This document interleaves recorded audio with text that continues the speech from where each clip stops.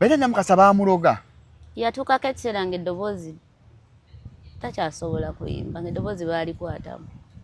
Oba si bayimbi bannammwe babaloga abasajja be mubba. There's possibility.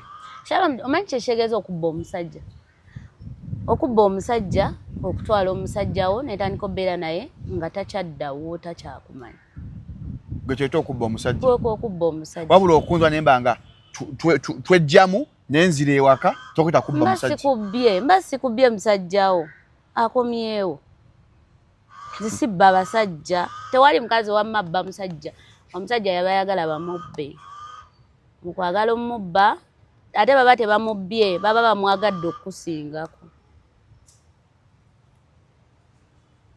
Mba mwagadde okukusingako. Tulaba nti obyogera ojja funa omusajja ng'omwagala omuyaaya amubba ozirike. Owunga ofe. Nze ekimbeesa na abasajja bano abalejjalejja. Ebbuba lingi. Ekikubeesa naki? Lejjalejja. Ebbuba lingi naye wano emba kimanyi.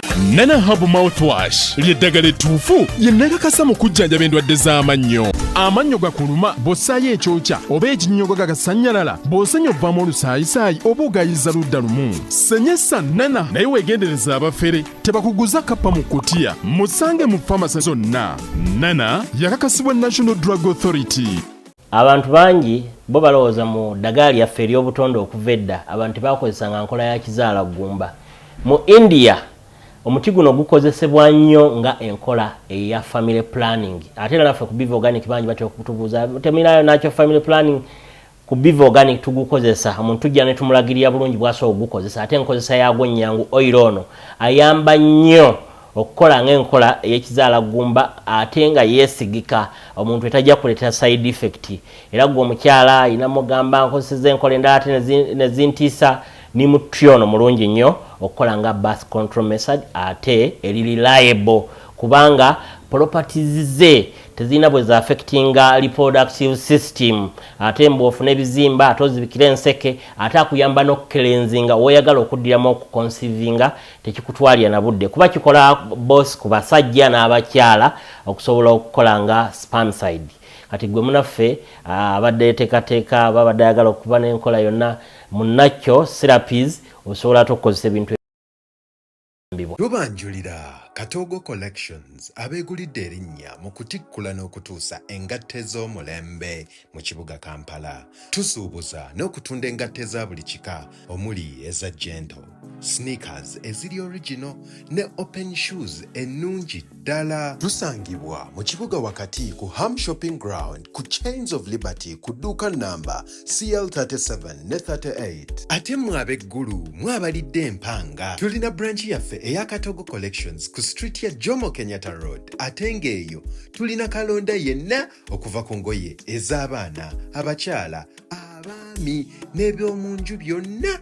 Tulina emifaliso, carpets, pillow, ziduve, blankets, amasuuka na buli kye weetaaga mu nju. Gwe ow'okumpi n'ewala nga weetaaza okugula ssekinnoomu oba omusuubuzi tosagaasagana tukubireko ku noti 77 noti 88 39 68 oba noti 753 noti 23 65 Darome Guluweng Obino Tracker. Mu nsi ey'ennyambala n'enzikiriza we bikwataganira Hijab Nation ejaguza okwewaayo kw'abakyala abasiraamu mu by'ennyambala. Abakyala muli b'amaanyi, mulina obusobozi, muli balungi ate bakozi nnyo. Twegatteko olw'okugenda mu maaso n'ennyambala mu kulyowa emyoyo, enkulaakulana n'okuzzaamu amaanyi mu by'obulamu. Jangu wezzeemu amaanyi ositule n'abalala tusanyukire wamu okoleze obumuligo nga 23/8/2025 ku Thobani Center omwaliro ogwokubiri okuva ku ssaawa 6 ez'emisana okutuuka ku ssaawa 2 ez'akawungeezi. Okuyingira $5,000 gyokka ne $2,000,000 emmeeza ey'abantu 8. Jjukira buli nnusu eyamba. Hijab Nation, empowering Muslim women. Biwagiddwa Mimi's Glamour Palace, Right Now, Print Creations, E-Corp, Juice Sanctuary, Mami Gadgets, Flory Flower World, Jeje Sounds, wamu ne Rashida Veils and Makeup. KBS TV Tusseko Friends of MC Meya omuweereza waayo aweereza omuntu wa wansi okuyita ku mpewo zaayo ne ku TikTok ng'ayita mu kitongole ky'ekirwanirira eddembe eri abasajja ekya Equity for Men. Kati abaami n'abakyala mwenna abalabi ba KBS TV bw'owate wavuluma na luli jangu ovulumane ne MC Meya ku luno nga 12 ogw'omusanvu wali Nansana Ganda ku meeting point. Tukeereko tulonda obupapula bw'okuwangula ebirabo omuli fridge, flat screen ne ssente nkalu. Jangu onyumirwa endongo y'ebinyanyanyanya ne Suna Ben oseka oluserengende lw'abayimbi omuli Acidic Vocals, Lily Puzzle Lunabe, Bettina Namukasa, Let's Cartel, Victor Rosa, The Agent, Kabako, Bazabaza, Aizon T, Tom D, Bobby Brown and Niro, Biswanka, Ashro Wempere, Banemedewo, Ngokuyingira mutwalo gumo, VIP mutwalo ebiri, emeze emitwalo 5, emeze VVIP akakane, kabino bene biwagidwa, Salon and Sansu Center Kuhama, Balloon Power Center, Skype Sewers and Travel, Julu Quality Properties, Dr. KG Beddings, Tim Bakery, Viva Organica, Sylvia Auto Parts, Natty Hands-On, School of Skills, Bulwanda Rio Estate, Friends of MC Meya, Twesangeyo. The views and opinions expressed on this channel are those of the individual contributors and do not necessarily reflect the official policy or position of Shalom 256. Any content provided by our contributors is of their own opinion and is intended for informational and entertainment purposes only. We encourage viewers to conduct their own research and consult with qualified professionals before making any decisions based on the information presented on this channel. Welcome to Shalom 256. It's happening with Gamba. Katweti Gamba is happening omanya oli ku Shalom 256. Kindly subscribe oyatanaba. Njati basaba kumala emyaka 5 ngabane please subscribe. And those who have subscribed today, I thank you very much. Netabira okusaako notification bell ako waggulu akakulaga upload yo nayo na ebayo mpola. Amaani eddobozi nze Shalom Haddad Kaweesi omwandizi olunaku olwaleero nga kamera kuliko Jebbi abakwanga bulijjo nyankujjukiza otwekuumirako twane show kuva ku ssaawa 7 tuba tuya premier saa 10 n'essaawa 2 ez'akawungeezi. Leero sirinzekka ndine Doreen Favor agamba nti mulokole. Agamba nti mulokole naye nga kimanyikiddwa abaana ba Praise the Lord bakyasinza okugaba amakatwa ne Kampala. Abaana Praise the Lord. How are you Doreen? Soka yanjula tulaba ku Shalom 256. Amanya gange nze Doreen Favor ndi muyimbi. Doreen Favor oli muzungu? Ndi Muganda. Kakatsaako eri ekiganda kati otugala Doreen Favor agamanya tekimanyi ba Alicia Keys ba Shalom Haddad ne kuno ba Kenya liri eryaffe. Erinnya lyange Ganda yenze Namakula. Weddira Lugave. Oli muzzukulu wa Ndugwa. Nze neddira nte. Sanyusa okusanga. Ogamba otya? Ebirungi. Gy'obulidde? Mbaayo. Mpola. Obayo mpola. Twakoma okulaba akayimba kaali keebaza mbw abikoze ani yali abikoze baali bakwanjudde? Jessica ali kayimba. Ennyimba gwazeewandiikira? Limba nalugula ku Moze. Moze yaluwa? Moze writer. Moze writer. Gwe tasobola kwewandiikira? Nsobola naye biyinza obutatambula. Akati olumanya mutebegala tambula nga tobigezesezza. Abasajja balina obwongo biyinza obutatambula ebyange nga mpandise nonsense. Kati nobyesonyiwa mpola. Abaana ennaku zino mwava mu kuyimba mwasalawo kwambala nakukozesa mbiri gyammwe okulaba nga muyisaawo bye muyisaawo. Ati gwe omuyimbi atalina show adde wiiki eno yonna laba oyambadde. Tesaamu ssente. Tena emirimu gyaffe gye tukola emirala egireetaleeta ssente. Mwani abagambye egyokola mu tawuni? Tubeera ku church. Ku church. Nga tusaaba Katonda. Abaana kibeera kufaniraawo. The grace is enough. Yes, the Lord provides. The Lord provides. Through his big daddies, his sons. He provides in any way. Now you want to know exactly which way does the Lord provide. Kuba Mukama tava mu ggulu, Doreen akuwa ssente. Era ayinza okugamba yatirambi sugar daddy, booking, weebityo. Tukola mpola. Genda n'oyiribayo mpola. Ng'oyiriba wa? Live band. Ne walala jojo. Watandika ddi okuyimba oyingira otya endongo? For the starters. Sophie Gombi omumanyi? Sophie Gombi amumanyi. Yanyingiza endongo. Yakuzaala? She's my sister. Biological sister? Yes. Hey! Gwe nga oli mweru? Ku Sophie Gombi agwe mmanyi. Jinze ezange ndongooseemu. Sister wo? Ebyaddala? Hey! Wama bwe buwanvu buno kati ekifaananyi nkisika ngezaako okulaba. Yeah, kati endongo gitandika ddi like naye abasinga mwatulimbanga abayimbi. When I was in P2 nayimbanga mu church choir ne school choir. Natandikira ku ssomero. Nga tuyimbayimba bya choir era ewe bityo kati bayina band bagiyita Josam's band. Ku ssomero? Eyaba Sophie. So when I finished school nenyingira band. That was which year? Last year. You're in senior SVAC? No, I'm not. When you finished campus or I did A-level? not finish campus. Moyo nakwita mu ndongo. It was O-level. It was O-level. No jam band. Nengendako ebirala bye nali nkolakola nenyingira endongo. Saayingirirawo. Baali basanyufu bazadde bo ng'omaze senior fu n'oyingira endongo? Tebalina buzibu. Kati omwana omuzaala omwana ebisigadde n'abyekolera wemba nga nyingiza ssente. Azadde abasinga mu Africa I would say kubanange endwadde tuli rigged. Mbu omwana wange njagala abeere lawyer, abeere doctor, abeere engineer. Kati obadde okukkiriza okgenda mu ndongo yaddala ng'oli mwana wa buwala. Tekyabakalubirizaamuko. Bakukkirizaawo. Bakkiriza basooka ne batamanya byenkola for some time. Ne banoonyerezaawo of course era ne bayombayombamu ne banvaako. Ate oba ogenako. Bwe bayomba n'odduka ewa sister omukulu Sophie nga nyakubeerako wano okuba endongo. Naye nannyaniriza bulungi. Tujja kwasaganya mpola mpola. Aga tuyimbe tujja kigatta. Otandika ddi okuyimba mwaka ki exactly? Band. Watandika mu live band? Band. Naye okuyimba ezange nakatandika myezi ng'ena. Myezi ng'ena. Egizo. Bandi wamutandika ddi? Bandi bane mumazemu emyaka ng'ebiri. Emyaka ebiri mu live. Nga gwe lead singer? Muli mu bandi ki? Josam's waliwo n'endala ebicubacuba around. Byemukuba. Omuntu ajoininga atya band singa tulina connections? Woba omanyi okuyimba gwe funa bandi wogenda wolaba weekubira bagambe njagala kuyimba. Abantu bayimba naye si buli muntu mbu afuna opportunity maybe gwe gye wafuna. Kituufu. Naye talent makes for you a way.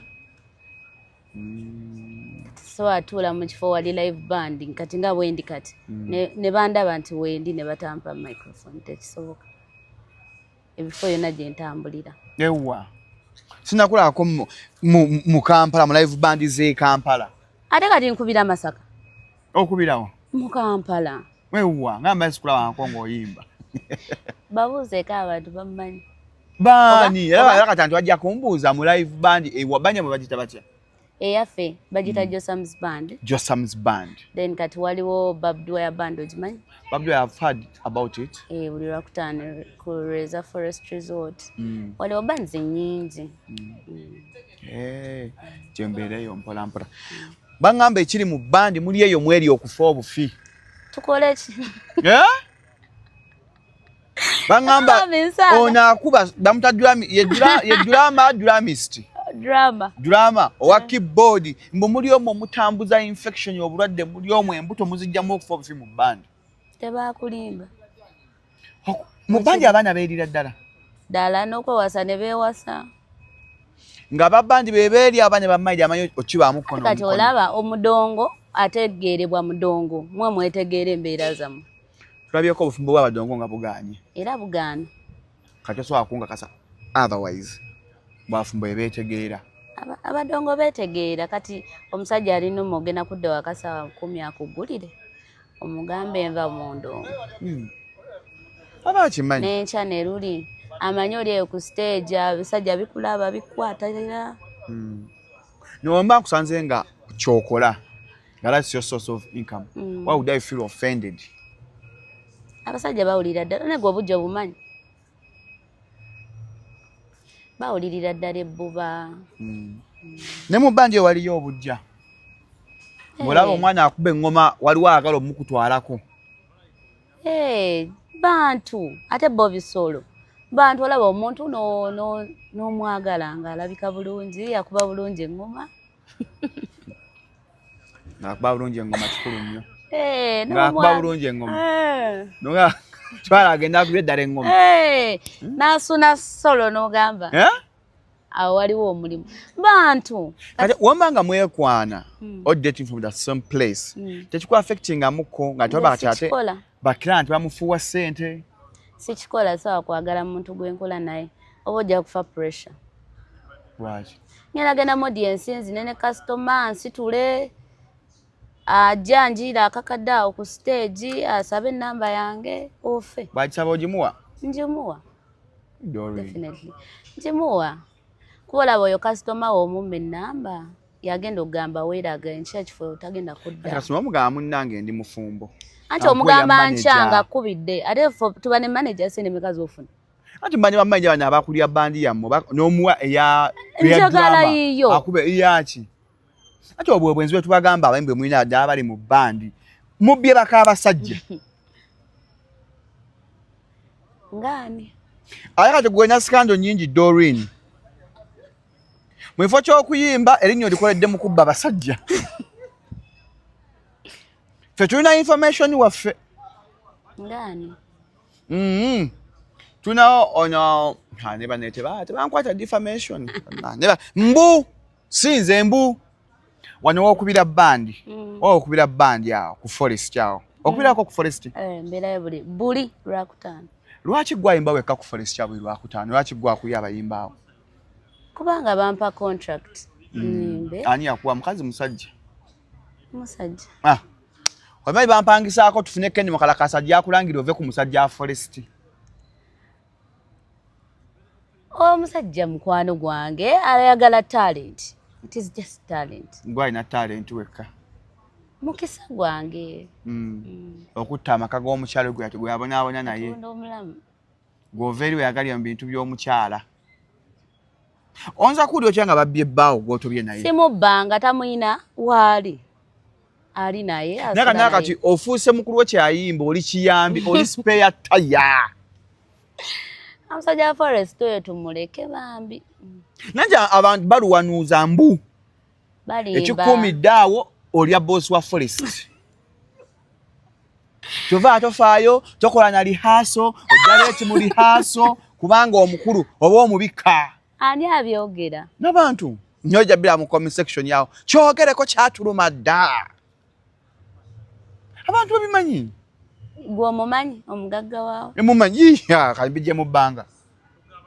Wana tuga Shalom your story matters. So mwifo kyokimba asala okubba mugagga. Mugagga sina kye mwagaza bambi. Mugagga bamuwayiriza era buli akirowooza kikyamu bambi. Oli boss wange ya supporting a talent.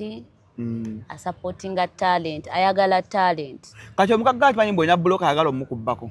Katonda omulamu bloka ki? Bloka ayagala okubba okutwala. Mwe mubijjawa.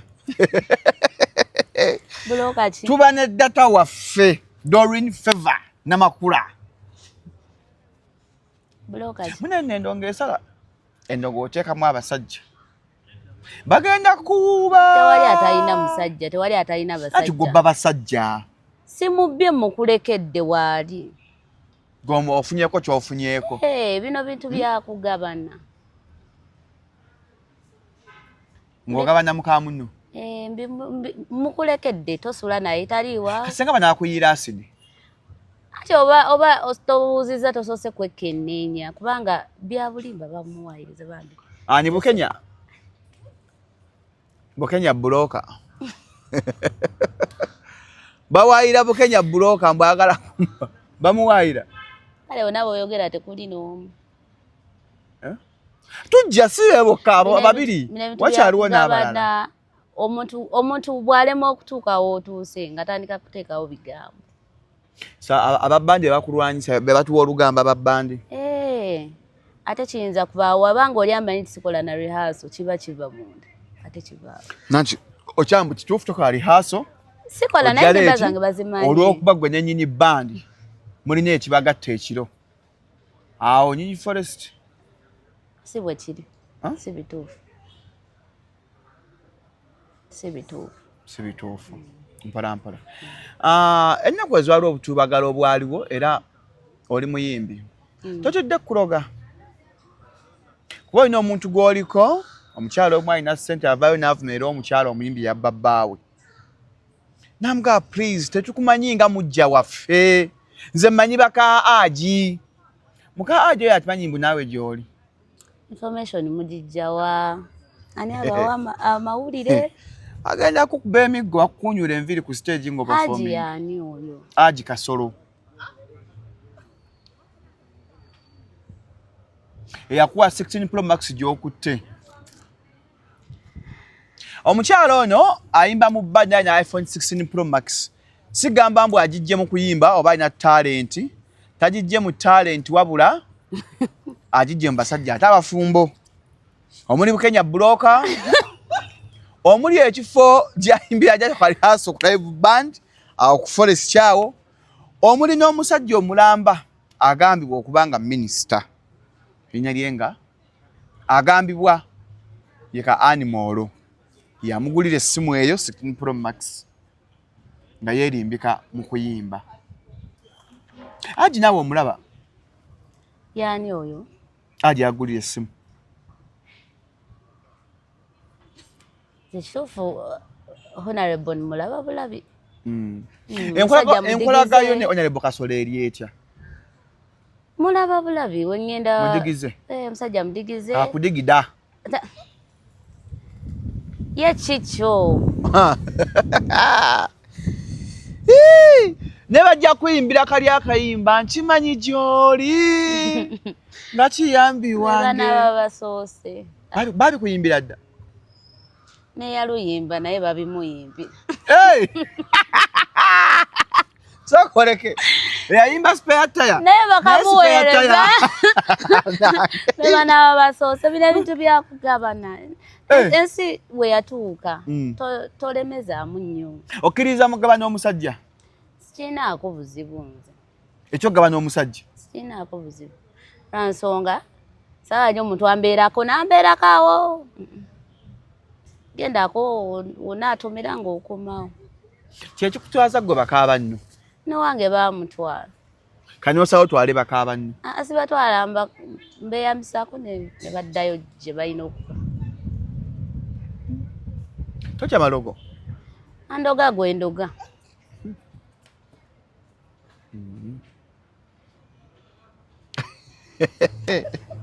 Bannaye kanaye katwago collection zaagala okwambala engoye ez'omulembe engatta ennungi suitcases duve n'ebyomu nnyumba carpets mifaliso byonna weebiri ku 075300235 basangibwa ku Chain of Liberty era ne suitcases tambula ebweru ne ku buko ate mu abeggulu ku Jomo Kenyatta Road be bakatoa collections oli content creator genda bakwambaze ku 0753002365 Nine Doreen Favor yagamba tatya kutwala muka musajja because naye happiness matters naye n'okubaako happy. Yeah. Bagamba ekiri mu live band yo sekyangu. Batugamba waliyo okweraguza kungi amalogo n'ebyawongo. Kiri kitya? Abantu beeraguza buli wamu olaba n'akola mu katale n'abaawa buli wamu baloga. Abombutale bo baloga ensi ekimanyi. Buli wamu naye ate endongo abayimbi be bamu wojja n'oyimba n'osingako oli ng'alowooza kuloga. Otuuka ku microphone eddoboozi ne libula olubuto ne lukuluma n'otuuka mu kifo ne baggoba. Tugende empola. Okay, otuuka ku stage okuyimba eddoboozi ne libula. Nga toyogera? Yes. Ng'omaze kusobola kwogera wanga olulimi lwesibye? Ng'osobola okufulumya okwasama naye nga temuvaamu ddoboozi. Ate eddogo ly'omundongo lya ddala. Lya ddala n'ova ku show n'ofuna accident n'okutuka. Njasooka tuddeyo ko wali. Eddoboozi ne libula. Obeera ku stage Watu ne lukuluma oba bali walidde ebintu ebitaliika. Era lukuluma ogenze ku stage n'omuntu kati waliwo omuntu gw'okola naye katugeze ogenze okuyimba awantu n'osangawo omuwala omulala abadde ayimbirawo n'otuuka nga buli wojja mu kifo ekyo gwe otuuka nga gwaddayo ku stage oluuto nga lukuluma show yonna egenda okugwa ng'oli mu manju bosi n'alyoka agoba ggwe olumala ate bakusasula ate odda okakanira nga bamukomezaawo. Wali oyimbyeko eddoboozi ne libula nga bw'ogambye? Kyali kibaddeyo sinza kwogera kintu kye simanyi. Ng'oli ku stage oyimba manyi mwaganya oyimba ennyimba z'aba South Africa enkadde ezo? Nali ku staawo waliwo bandi abantu abali nnyo close nange bakimanyi eyo bandi bampita okubajoyininga ne mbajoyininga naye nga mulimu some person nga yabadde ayimbawo yabadde star. Kati abawala tebaagala competition. Ffenna tetwagala competition. Naye oli tagenda kuyomba naawe mu bigambo, tagenda kukola ki wabula agenda yita bali. Bakuwa n'obutwa n'ofa.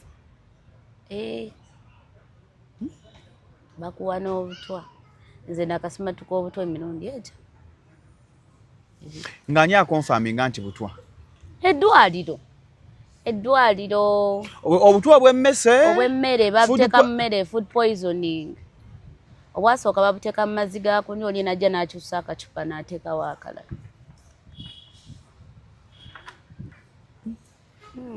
Nayagaa mu ddwaliro nti buno butwa bw'obadde onywedde? Butwa. Ekyo ddoboozi lino okufa ne bano abayimbi abanene bibatuukako. Bibatuukako kati ebiseera awo emabega Bettina yali akyayimba. Era Namukasa kyo nasabira ebukalango. Eddoboozi bali myoti. Bituukawo abaana babiruga babimanyi. Kikulu emboozi ojangu emboozi weenyumira ewali huuku obuukawo tuddeyo. So no stories enkola, your story matters. No stories enkola. Bettina Namukasa yona sabiri ebukalango. Ntero manyi nange manyi ogenda nga neekwesa. Ntero mulaba ebukalango. Abeerayo. So yabeera ebukalango. So Bettina Namukasa ontatera kusaba. Mumanyi. Naye yona asabirako ebukalango ewa father yafa. Yamuyitanga na taata we. Yanyonya yakafa. Musinyoli Magembe Masembe. One of the two. Bettina Namukasa bamuloga. Yatuukako ekiseera ng'eddoboozi takyasobola kuyimba ng'eddoboozi baalikwatamu. Oba si bayimbi bannamwe babaloga abasajja be mubba. There's possibility. Omanyi kyekitegeeza okubba omusajja? Okubba omusajja, okutwala omusajjawo n'etandika obbeera naye nga takyaddawo takyakumanya. Gwe kyeta okubba omusajja? Okubba omusajja. Wabula okunzwa nemba nga twejjamu nenzira ewaka tokwita kubba omusajja. Mba sikubbye musajjawo akomyewo. Zisibba abasajja. Tewali mukazi wamabba musajja. Omusajja yaba ayagala bamubbe. Mu kwagala omubba ate baba tebamubbye baba bamwagadde okukusingako. Bamwagadde okukusingako. Tolaba nti obyogera ojja funa omusajja ng'omwagala omuyaaya amubba ozirike. Owunga ofe. Nze ekimbeesa na abasajja bano abalejjalejja. Ebbuba lingi. Ekikubeesa naki? Lejjalejja. Ebbuba lingi naye wano emba kimanyi nti kaseera buseera ogenda. Naye ng'oli wange simanya mbu oli wange omusajja wange. Buba ndina lingi nnyo. Ate ndi clinge. Omanyi omuntu ali clinge. Kali n'omusajja gw'obbye mu bubira? Wemba mwagala. Ate ng'obbye mu bbe? Wemba mwagala. Kububira Pro Max. Kyova abaakuloga eddoboozi ne lifa. Ne mwekwasa amalogo kumbe si malogo. Kati okyologa munno olw'omukazi. Gwe yamusookako. Ye gwe aba yamusookako. Oba bakutuma mu kyalo kyewammwe bamukuwerako ne stampu ya chairman ne bagamba omusajja wuuyo ne stampu yiyo. Wo. Lwaki ologa munno nze mu ndongo eyo abasajja be batusangayo be batukwana. Omusajja we yajja ku simu yange n'agikuba. Omusajja we yasaba okummiitinga. Kati lwaki ologa musajja wo? Ng'ang'aana ki nze simwetaaga.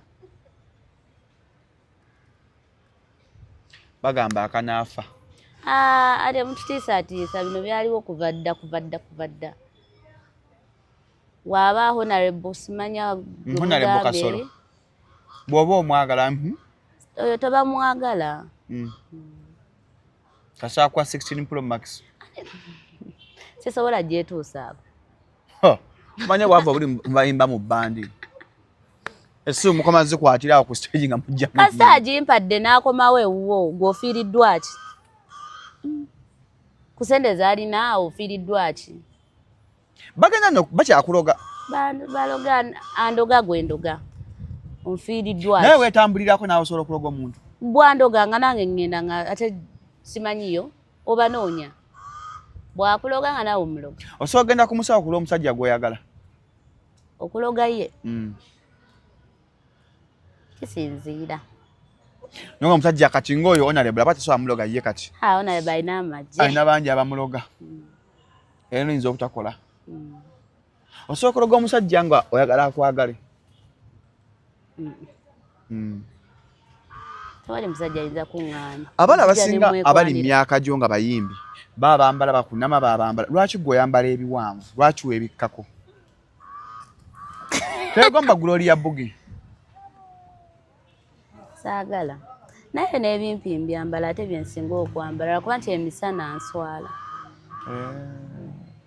Naye ekiro buuzaako abamumanyi. Honorable ne Bukenya Buloka. Nina nogatise ono Buloka wa mataka, Buloka wa gundi. Yani oyo.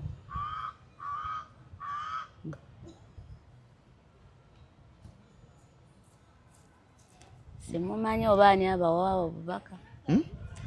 Abaani abawa information naye simumanyi. Tomutegeera mpola mpola. Lwaki oyambala bw'oti gwe? Waliwo ennyambala esaana mu budde obw'abantu. Kuba kati olaba obudde obw'emisana abatambula baba abantu bakulu, baana bato nnyo, tolina kyoyolesa. Bwali okula mu kuyimba ani yakuinspiringa n'ogaa nali neegomba omuyimbi ono gundi? Buli muwala ayagala okuyimba nga mu myaka gye ndimu akuze yeegomba abantu aba. Ogaa kugamba Juliana na Irene. Buli muwala yeegomba ku sister wo Sophie Gombya.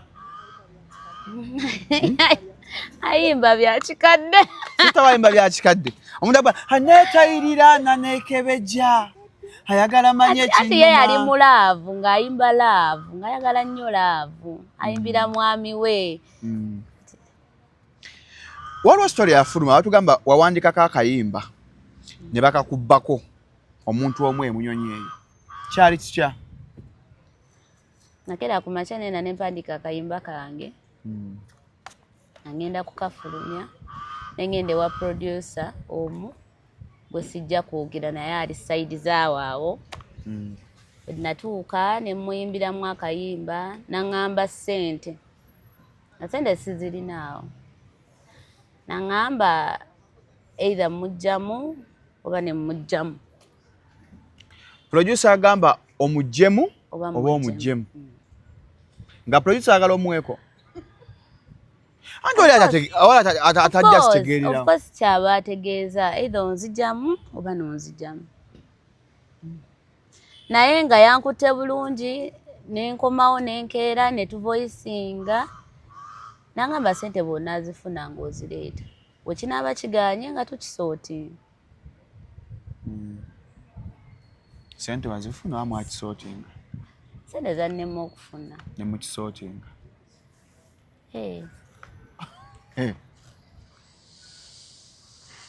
Naye ekyasinga okunnuma muyimbi kujja n'amuguza oluyimba n'alutunda without my permission. Ba producer abikola n'atunda oluyimba lwo? Yalutunda simanya abalala. Naye that guy yankola bubi nnyo. nakola olimba walula producer amujjamu wamuwaako kyokka mala yatunda oluyimba lwane buli business erimu loosi muno omuwala Doreen producer amugamba njijjamu mpaako bwompaako oluyimba luyitewo n'amuwaako waite ennaku 3 agenda kulengera producer oluyimba luzanyanga si ya luyimba nakola lose emirundi 2 ate yena okuddayo mugamba munnange ngagamba mpozi yegwani mpozi wanje ba producer be Uganda basabira ddala bakuba webache batu waliwo bali professional kati banesimu Brian sinabalaba mbuzibu waliwo bali professional naye bano ba studio za mitwalo 2 abo studio za mitwalo 2 mitwalo 3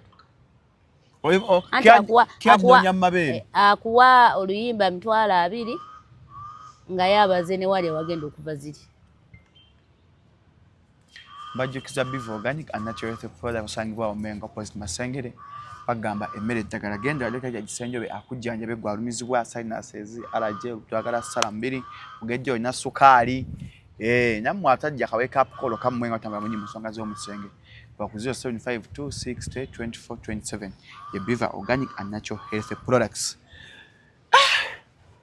bizuchi byosanze mu ndongo ngojeko okulira kubanja ene ndonge ene eyange eyo so far promotion bwe buzibu kubanga promoter ayagala mu wako owa radio ayagala mu wako owa TV ayagala mu wako ate akugambirawo abayimbi bangi kati you either use the password oba n'olinda mu line true story kyaki kutuuseeko promoter nagamba fani ayagala kumuwaako agamba kati fe tubere no tukuwagira tuli timu gwe tugenda kupushinga fani natera ngayagala omujjemu ne promoter and promotes oluyimba lwo era nayagala omujjemu wa TV owa radio abakazi nga mu facing ebizibu mu ndongo olwo nakola ko story olina ngamba omuntu afuukira stanga mukazi tomanyi byabayiseemu abasajja baba mutadde wansi tomanyi kubanga era waliwe yangamba ne bona akyewala era tojja kuvaayo presenter nati agamba ngenda kuwa interview ku TV oyina mwaka kadde nga mnayisikaweza TV za Uganda nakubuza oyina mwaka kadde nga mnayisikaweza oyinawo mmeka nti ninawo 5 anti kati ngenda kuleeta ku TV eno ninayo ne connection ku TV ya gundi nina ne connection ku TV ya gundi ate nga program olazi kuba ngaba naye noyima ngangina focusita noyima kati olweggulo awo nagamba sente oba wazifunye jangu nsange katugeze mu kafo bwe kati botuukawo bakuwa ekyokunywa agamba kakati endongo eno oyimba bulungi nnyo ogenda kuyitamu ogenda kufocusita naye tujja labagana engeri gye tukikolamu kati nga akusampolingako ng'agenda ku TV ng'oluyimba balukuba agamba kwoli akusampolinga mba mutuddawo nga muli mu kulya nagamba ku TV kwoli ng'akuba essimu nga kwoli ku TV terayo omwana ono oluyimba lutambule sokoleke bapresenta ba TV ng'anaakulya agamba jangu meeting wano kati omwana akulira program kunyaga halo Joli terayo kafeva akayimba kakube ukaddemu emirundi 2 nakakubanya bakaddamu nakulagaza embimala agamba akayimba kano omuyimbi ono mupya akayimba kanyuma nnyo producer kanziriremukko bakategeere nekagwayo omwana ono twatwa kuya abayimba obulungi azzeemu producer nyongera kapanya ali wagambidde wali nkwagala nnyo kumbe eno n'aba mu studio abakimanyiko mbagenda kulya babimanyi kodi zaabwe babimanyidde ddala tekimugana kumala ono okulya ono presenter nono ali mu programu y'okumakya n'akulya n'omutuntu n'owoolweggulo anti kati ono yabagamba maze n'akuwa omulala okulya nga kungi mu music industry kasita oba togenda kingi kyekyo kasita togenda kati producer omala kati nga muli mu kulyawo omuwa ssente akakadde oba gaa tugende ku A&B akulya ne sente n'azitwala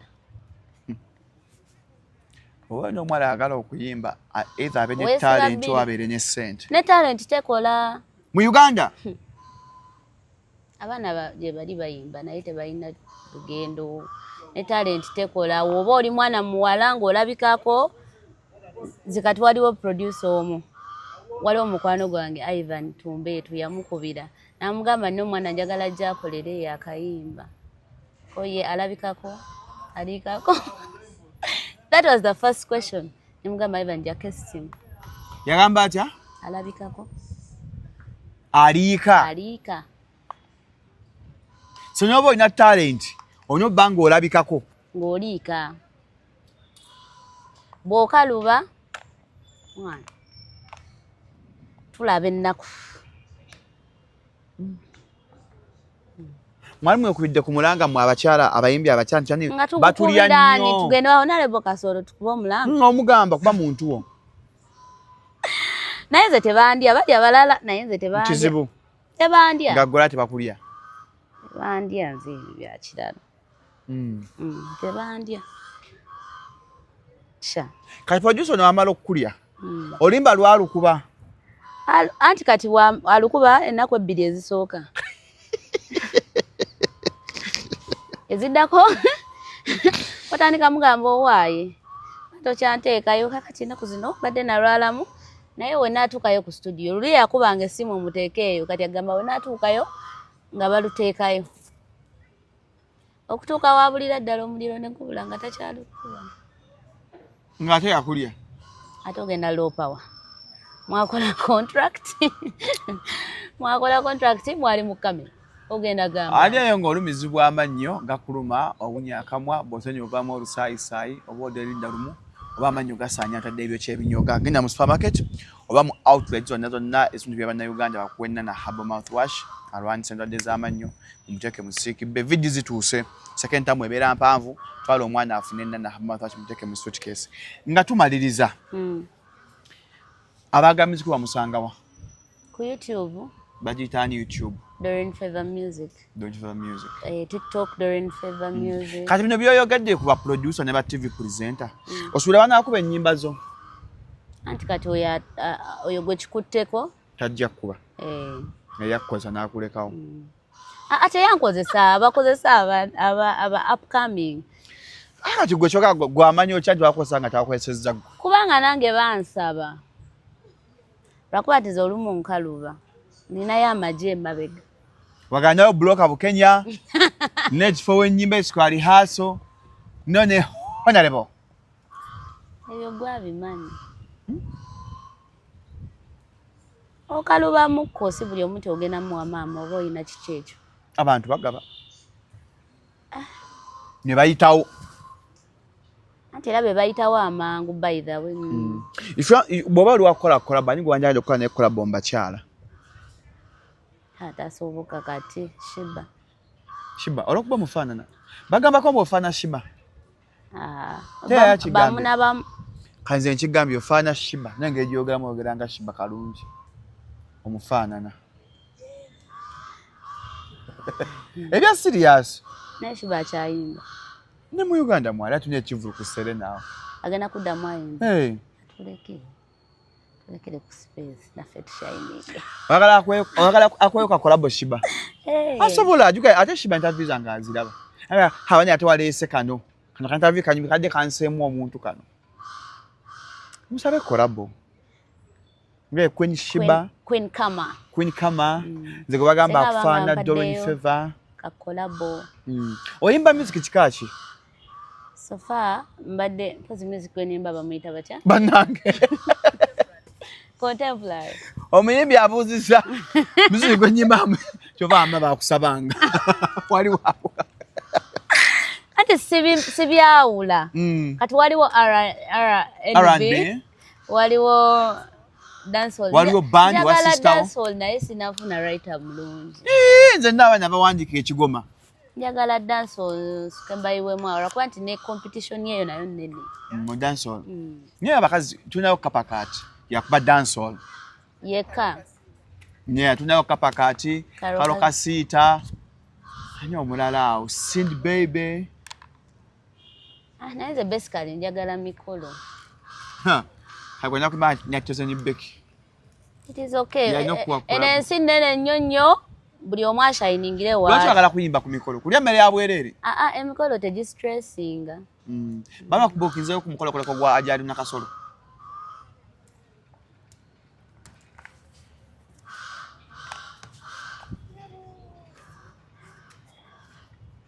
Wanji? Nedda wate.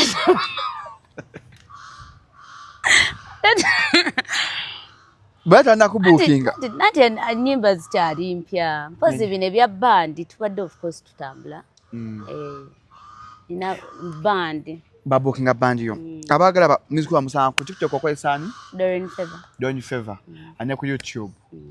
Oyina management. Sofa nina sister wange yekka. Sophie Gombe. Sina management. Yita kyayimba. Ayimba. Iwa. Bakoma mubukinga yasemba mulaba. Iye ayimba ku mikolo. Ewe bamulaba. Josam's band yekola. Ati gwa mulaba bambukinga. Wiki eno. Mwayimba wa. Yeka. Yayimba wa. Gwa no sobola ndongo nga sister ya managing. Funa management empya. Sebo Bagombi abayimbira ddala emikolo. Nyimba zaabwe Sebo Mukogo ozimanyi. Sebo Mukogo. Tweyanziza. Byoyagala ebyo.